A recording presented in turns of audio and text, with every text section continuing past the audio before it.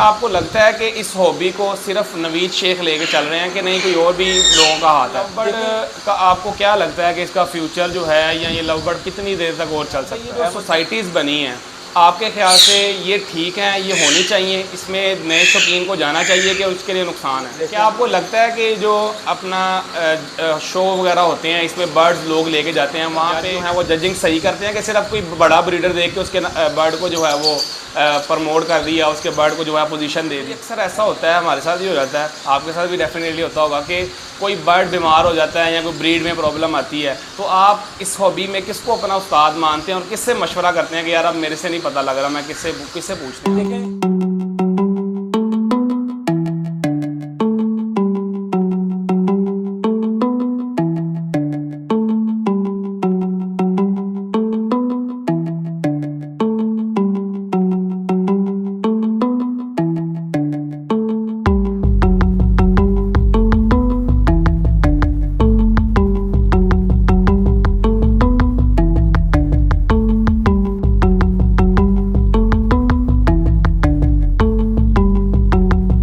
बिस्मिल्लाहिर्रहमानिर्रहीम, अस्सलामु अलैकुम। मैं हूं मोहम्मद अहमद और आप देख रहे हैं मेरा यूट्यूब चैनल बर्ड्स की दुनिया। दोस्तों, सबसे पहले तो मैं आपका बहुत शुक्रगुजार हूं कि आपने अपने कीमती वक्त में से मेरी वीडियो देखने के लिए टाइम निकाला।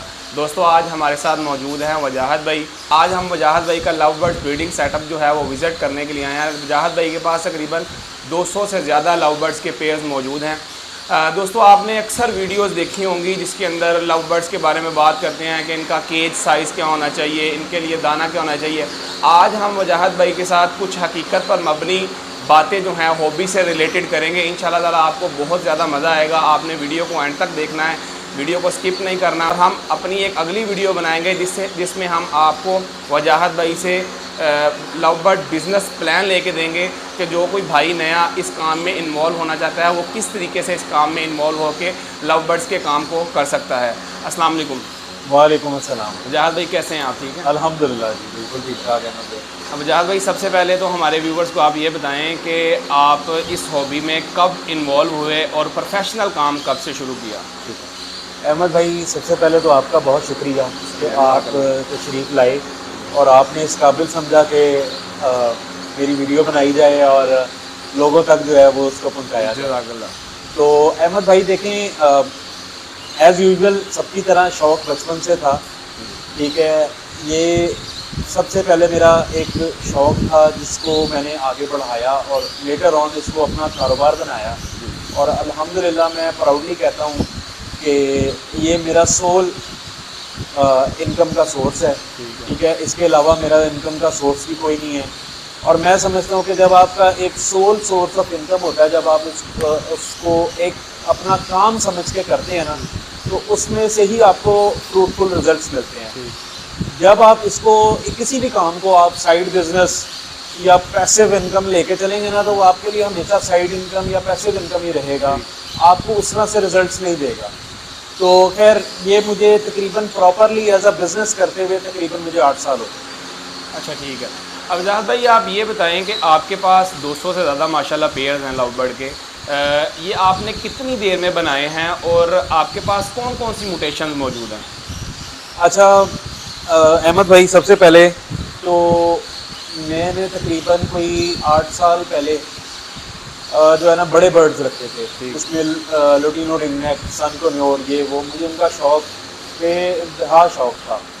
लेकिन अब मुझे उनका कुछ समझ में आउटकम समझ में नहीं आया कि साल के 3-4 बच्चे, ठीक है, और 6-7 बच्चे, और वो मतलब कि वो मज़ा नहीं था आ रहा, उन्हीं के खाने पीने का खर्चा पूरा हो जाता था। उसके बाद फिर मैंने लव बर्ड्स रखना शुरू किए, एल्बिनो लुटिनो जो बेसिक होते हैं, आहिस्ता आहिस्ता। फिर उसके बाद म्यूटेशंस का पता चलता गया। तो जब पहला साल मैंने जो हाई एंड म्यूटेशन, जिसमें आप कह लें कि उसका पार्बलू था, ग्रीन ऑफलाइन था, और ये यूविंग फिशरी नई नई आई थी, इनका आपस में कम्बिनेशन था। तो ये तकरीबन 10 से 12 पेयर से मैंने शुरू किया था।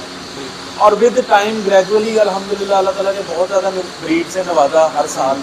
तो मैंने कुछ बर्ड्स अपने रोके जो मैं बेचता था, उन्हीं को मज़ीद इन्वेस्ट करके इनसे पेयर मज़ीद बनाता था इन्हीं के।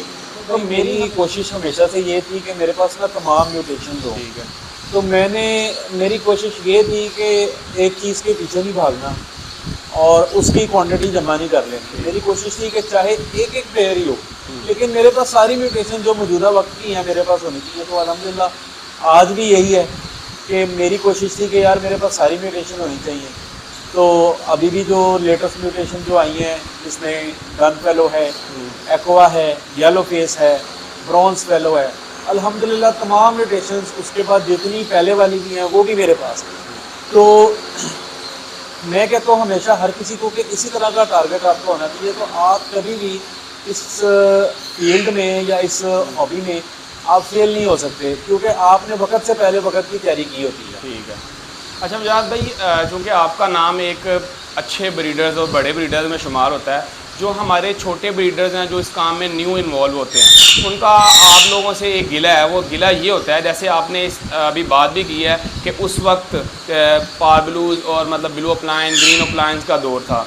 तो मतलब है कि वो कहते हैं कि हम जब उस चीज़ तक पहुंचते हैं, हम अपनी जेब के मुताबिक, हर बंदा तो नहीं खरीद सकता ना, हम उस चीज़ तक पहुंचते हैं, उस वक्त तक वो चीज़ पिट गई होती है और हम लोग पीछे जो है ना वो जलील और होते हैं, बड़ा ब्रीडर उसका फ़ायदा उठा चुका होता है। अच्छा देखें, सबसे पहली बात ये है कि मैं अहमद भाई को बड़ा ब्रीडर नहीं हूँ, ये आपकी मोहब्बत है, ठीक है। और जहाँ तक बात ये है कि ये गिला उनका कुछ हद तक ठीक है, लेकिन ना मसला मैं आपको बताऊँ कि वो लोगों के साथ खुद है कि वो अपनी रिसर्च नहीं करते। ठीक है। जो मौजूदा वक्त में जिस चीज़ की हवा चल रही होती है ना, उसके पीछे भाग जाते हैं। और अब हर बंदा कहता है यार मैं पैसे कमाऊँ। अगर एक बर्ड की मेरे अपने सामने देखा हुआ है, जिस बर्ड की प्राइस 10, 15, 20 हज़ार होती है, जब उसकी डिमांड क्रिएट होती है वो लाख रुपए पे पहुंच जाता है। ठीक है, तो जाहिर बात है वो एक, ये सिर्फ लव बर्ड में नहीं है, ये पाकिस्तान में जितने भी बर्ड्स हैं सबके साथ यही है। चाहे आप तो चिड़िया लगा लें, चाहे आप बड़ा बर्ड लगा लें, चाहे आप लव बर्ड लगा लें, जिस चीज़ की डिमांड चल पड़ती है वो अपनी फेक प्राइस पे चला जाता है। इसलिए मैं अपनी पिछली बात से इसको कनेक्ट करूंगा कि आपके पास सारी म्यूटेशन हर टाइम मौजूद होनी चाहिए कि जिस चीज़ की डिमांड हो आप उस टाइम वो बेचने लगें। अब अगर आप कहें किसी स्पेसिफिक म्यूटेशन की कि यार हमने लिया, हमारी बारी आई तो वो पिट गया, अब वो पिटा क्यों है? आपने लिया उस वक्त जब उसकी हवा एकदम चल पड़ी, लेकिन जब वो अगर ख़रीद ही ना पाएँ बाद में, उसके बाद पैसे ही ना इतने हो जाए। मैं आपको वही बता रहा हूँ कि अब जब उसकी हवा चली है तो वो अपनी फेक प्राइस पे चला गया। ठीक है। ठीक है, जब वो नॉर्मल हुआ तो अपनी ओरिजिनल प्राइस पे वापस आ जाता है। कई दफ़ा होता ये है कि लोग लेना छोड़ जाते हैं तो वो अपनी ओरिजिनल प्राइस से भी नीचे चला जाता है। मसला यहाँ पे आता है। तो जब एक चीज़ की हवा इस तरह की चल पड़े कि यार अब ये नहीं लगाना, अब ये बहुत लग गया है, तो यकीनन उसकी डिमांड में कमी आ जाती है। लोग कहते हैं नहीं यार अब इससे जो है ना अपनी इन्वेस्टमेंट जो है ना दूर रखो। ठीक है। तो तब वो चीज़ बिकना थोड़ा बंद होती है। उसके बाद जो है वो उसकी प्राइस में कमी आ जाती है और फिर उसके बाद वो बिकता नहीं है अपनी प्राइस पे। अगर बिक रहा होता है तो वो कम प्राइस पे बिक रहा होता है तो वो कहते हैं जी ये पिट गया, हमारी जो है ना इन्वेस्टमेंट ज़ाया हो गई, बड़े ब्रीडरों ने फ़ायदा उठा लिए। मैं कहूँगा कि बेवकूफ़ी जो है वो उस बंदे की खुद होती है जो कि सिर्फ चलती हुई हवा के साथ उड़ रहा होता है। ठीक है। तो ये देखने के लिए कि मुझे चलती हुई हवा के साथ नहीं उड़ना चाहिए, तो वो कहाँ से सीखे, ये कहाँ से देखें? देखिए अहमद भाई, मैंने जैसे कहा है कि तमाम म्यूटेशन होनी चाहिए। अगर पैसे नहीं है, ठीक है यार एक एक करके ले लें, दो करके ले लें। यही तो बात है उनकी कि एक एक करके हम लेते हैं, जब तक वहाँ पहुँचते हैं तब तक वो पीछे खत्म हो गया था। आप नहीं, ऐसा नहीं होता। देखिए अभी बहुत सी म्यूटेशनें ऐसी हैं जिनकी आप समझ लें कि वो हवा नहीं चली, जिसमें मैं नाम लूँगा स्लेटी म्यूटेशन, ठीक है, मिस्की म्यूटेशन, उसके बाद डन फेलो भी पड़ा हुआ है, उसके कॉम्बिनेशन इतने ज़्यादा हैं। ठीक है, एक्वा म्यूटेशन नहीं आई है, वो येलो फेस, चलो फर्ज कर लिया done fellow aqua, yellow face अभी बहुत महंगी है। ठीक है, उसके बाद नीचे और म्यूटेशन जिसमें स्लेटी ऑफ लाइन है, ठीक है, एसएल पेल स्लेटी है, ठीक है, इस तरह के बहुत ज़्यादा कॉम्बिनेशन हैं। ठीक है, जिन्होंने एक वक्त आना है कि इनकी डिमांड बननी है। ठीक है, तो आप क्यों ना उससे पहले यार एक एक पेयर इकट्ठा कर लें। ठीक है, अब आजकल उसकी डिमांड पैसे नहीं है इतने उसके।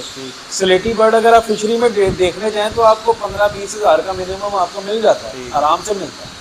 अच्छा, लव बर्ड का आपको क्या लगता है कि इसका फ्यूचर जो है, या ये लव बर्ड कितनी देर तक और चल सकता है? अहमद भाई देखिए, सबसे बड़ी बात ये है कि लव बर्ड फॉरएवर है। ठीक है। ठीक है, उसकी वजह इसका ऑल्टरनेट कोई नहीं है। ठीक है। ठीक है ना। आपको मैं कंपैरिजन दूंगा, मैं किसी बर्ड को बुरा भला नहीं कहता, ठीक है।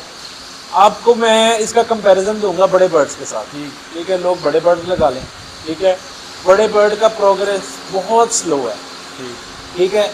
वो अलग बात है, बड़ा बर्ड अपनी प्राइस मेंटेन रखता है, प्राइस गिरती नहीं है, लेकिन उसकी मिनिमम एज, ब्रीडिंग एज क्या है, 3 से 4 साल, ठीक है। 3 से 4 साल बाद अगर वो ब्रीड करता है, बच्चे कितने देता है, कितने देता है, तकरीबन 3-4 1 लाख 3-4 6 7, बहुत बहुत अच्छा पेड़ होगा, 8-10 देगा। सही।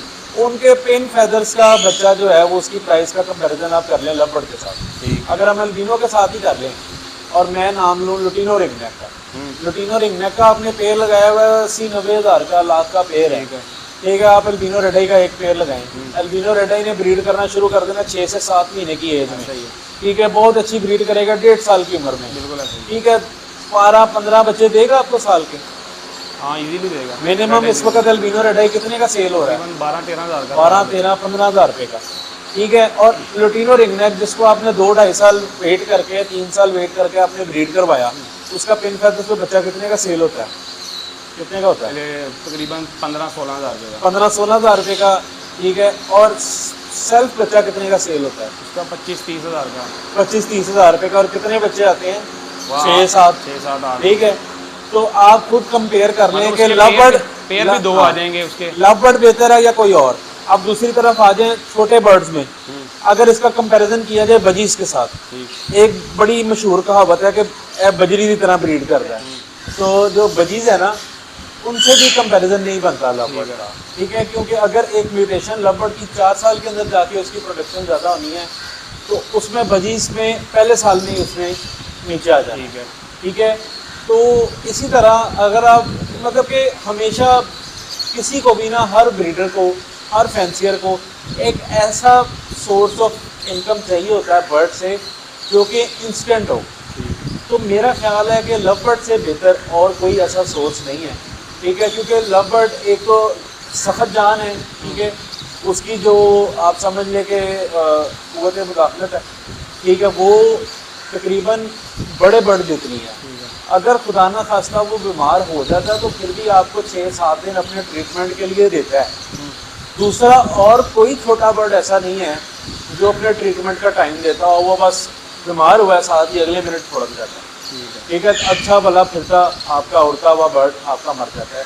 तो लव बर्ड इस तरह से सख्त जान है, एक लोगों के लिए ज़रा इजी टू ब्रीड है, ठीक है, जल्दी ब्रीड करता है और प्रोडक्शन भी मुनासिब है, बहुत ज़्यादा प्रोडक्शन भी नहीं है। तो मेरा ख्याल है कि लव बर्ड इज़ फॉरएवर, ठीक है। अच्छा बजाज भाई, अक्सर ऐसा होता है, हमारे साथ भी हो जाता है, आपके साथ भी डेफिनेटली होता होगा कि कोई बर्ड बीमार हो जाता है या कोई ब्रीड में प्रॉब्लम आती है, तो आप इस हॉबी में किसको अपना उस्ताद मानते हैं और किससे मशवरा करते हैं कि यार अब मेरे से नहीं पता लग रहा, मैं किससे पूछते हैं? देखें, मेरी कोशिश ये होती है कि अगर तो खुदा खास्ता अव्वल तो अल्हम्दुलिल्लाह कि ज़्यादातर बर्ड जो है बीमार होते हैं, आपकी डाइट सही ना हो, ठीक है। तो वो पहले एक्सपीरियंसेस किए हुए हैं जिससे पता लग गया कि यार अब ये गलतियाँ नहीं करनी, ठीक है।